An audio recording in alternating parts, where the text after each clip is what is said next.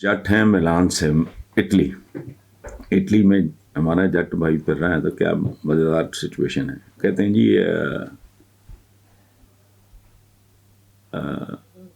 عمران خان نے کل اپنی ایک تقریر میں وارننگ دیتے ہوئے کہا ہے کہ اب اہم سوال یہ ہے کہ انقلاب بیلٹ سے آئے گا یا بلٹ سے، یعنی خون ریزی سے۔ میں پوچھنا چاہوں گا کہ عمران خان بہر صورت انقلاب پہ بضد کیوں؟ انقلاب ایک پاپولر سا لفظ ہے، بیہودہ لفظ ہے، اس کا کوئی دنیا کی انسانی ریکارڈڈ ہسٹری اٹھا کے دیکھ لیں، ہر انقلاب نئے ظالموں کو لاتا ہے، ریپلیسمنٹ ہوتی ہے، صرف پرانے ظالم ریپلیس ہو جاتے ہیں، نئے ظالم آ جاتے ہیں۔ یہ ہر انقلاب کی باٹم لائن ہے۔ کوئی انقلاب مجھ سے بات کر کے دیکھ لیں، کوئی کسی بھی قسم کا اخیر اس کا یہ، تو اس لیے ایک سمبولک سی بات ہے کہ تبدیلی آئے گی، وہ ان کا نعرہ ہے بیسیکلی۔ تو بزد نہیں ہے، ایک بات کرنے کا ایک ڈھنگ ہے، ایک طریقہ ہے، جس کا ڈکشن جس طرح کا ہوگا یا ووکیبلری جس طرح کی اور جتنی ہوگی، اور اس میں ڈس ایڈوانٹیج ہے عمران کا بہت زیادہ۔ اس کو اگر صحیح معنوں میں پتہ ہو تو ابھی تک بھی ظاہر ہے وہ بیک گراؤنڈ ہے تعلیمی، جیسے بلاول ہے، وہ بیچارہ لکھی بھی رومن میں لکھی بھی اردو بھی ٹھیک نہیں پڑھ سکتا۔ تو یہ ڈس ایڈوانٹیج۔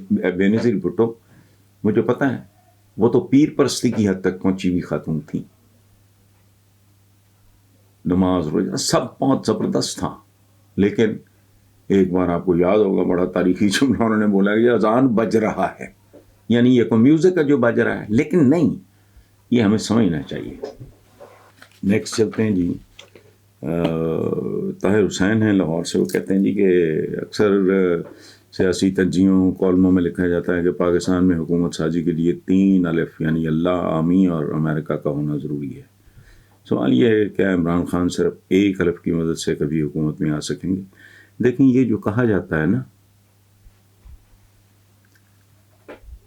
اللہ عامی، یہ اہمی کافیہ ردیف میں لاتے ہیں، یہ ان لوگوں کو پتہ ککھ نہیں ہوتا۔ ہمارا جب حساب ہوگا، اللہ کی رضا بڑی عجیب و غریب چیز ہے۔ تو بندہ کہہ سکتا ہے کہ جی آپ کے حکم کے بغیر تو اللہ پاک پتہ نہیں ہلتا، میرے گناہ میرے ذمہ کیسے؟ نہیں، غلط ہے۔ اللہ کو معمولات یہ جو ہے نا اس میں نہیں، اور انہی چیزوں کا تو امتحان ہونا ہے۔ میں اگر اللہ کے میں نے تحریک انصاف کا جو لکھا تھا پہلا لیٹر ہیڈس پہ بھی وہی ہوتا تھا، حکم اللہ کا، قانون قرآن کا، رستہ رسول کا، اس میں خاص طرح کی وزڈم تھی۔ تو اللہ آپ کے کرتوت اس کے مطابق کہا نہیں ہے کہ وہ جن قوموں نے یوں یوں یوں یوں کیا وہ ہمیشہ ہمیشہ کے لیے صفحہ ہستی سے مٹا دی گئی۔ اچھا اب رہ گئی عامی، تو میری نہیں سمجھ میں آتی، مجھے تو ایک بھی ٹیک اوور فوج کا یاد نہیں، ایک جو سیاستدانوں کی جہالتوں اور خباثتوں کا نتیجہ نہ ہو۔ کچھ نہ کچھ ٹیمپٹیشن، لالچ، حوث اقتدار ڈیفینیٹلی جرنیلوں کے بھی حصے میں جاتا ہوگا، لیکن انٹائر 100% ان کو بلیم کرنا یہ ناقابل فہم ہے۔ اور تم کس طرح کے سیاستدان ہو، تم کیسے اسٹیٹسمن ہو؟ حقارت اٹھتی ہے، یہ یاد رکھیں آپ، ایک حقارت اندر سے آتی ہے۔ مجھے آج تک نہیں بھولتا، وہ مرحوم ہے، میں نام نہیں لیتا، وہ پرویز مشرف صاحب کے زمانے میں وزیر ہوئے تو ان کا مجھے فون آیا اور کہا کہ مبارک ہو، آپ کے بھائی کی گاڑی کو بھی نا ٹاکی لگ گئی۔ مجھے بات نہیں سمجھ آئی،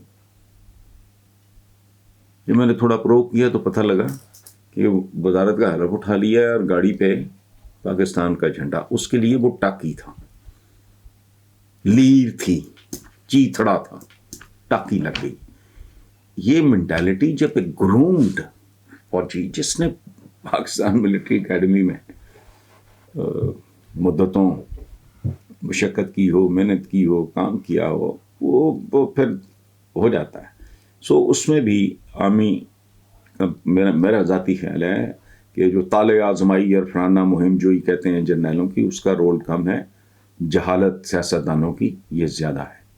آپ اندازہ لگائیں نا، بھٹو کس سٹیج پہ اٹھ کے پتہ نہیں باہر دورے پہ چلا گیا پی این اے کی طرح کہ جی ان کو تھوڑا تھکا لیں بس اب پھر ہو جائے گا. اٹ واز ویری کلوز، بس ٹھیک ہے اتنا ہی کافی تھا. پھرتیاں بہت ہی دکھاتے ہیں بعض اوقات، جہالت بہت ہی دکھاتے ہیں بعض اوقات، ایروگنس بہت ہی دکھاتے ہیں. اس لیے اچھا اب رہ گیا امریکہ. او بھائی،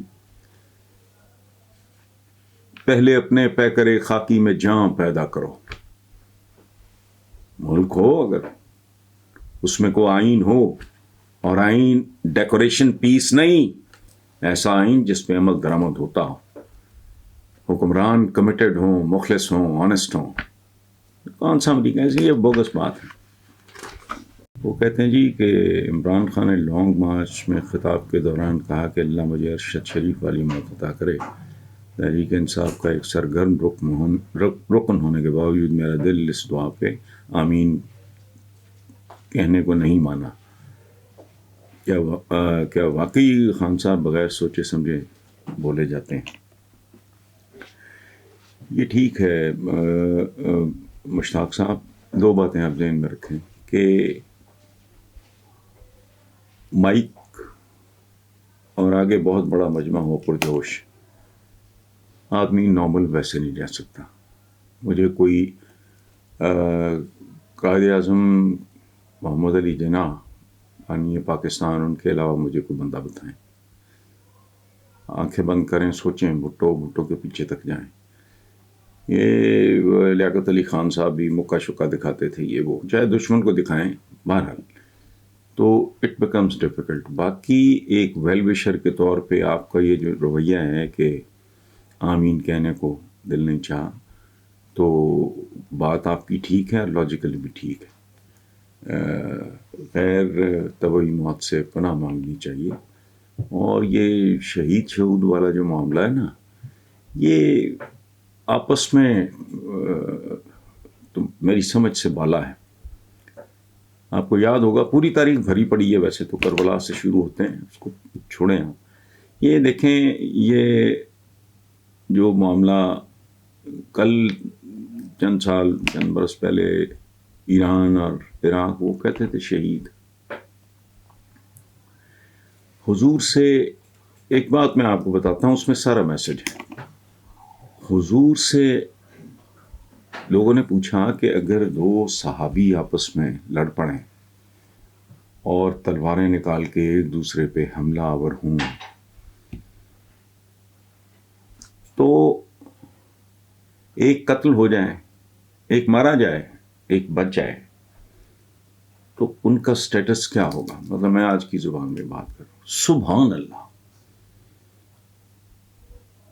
حضور کا جواب کائنات کی ساری وزڈم میں ایک طرف ہو تو اس جواب کا مقابلہ نہیں کر سکتی. فرمایا دونوں جہنمی ہیں. صحابہ حیران ہوئے اور انہوں نے پوچھا کہ حضور دونوں کیسے؟ ایک تو مرا گیا. آپ نے فرمایا ارادہ اس کا بھی یہی تھا، دوسرے کا بس چل گیا، اس کا وار چل گیا، اس نے اس کو مار دیا، لیکن ارادہ مرنے والے کا بھی یہی تھا کہ وہ اپنے مسلمان بھائی کو موت کے گھاٹ اتار دے. دونوں جہنمی. اس پہ آپ غور کریں، بڑے پردے ہٹ جائیں گے.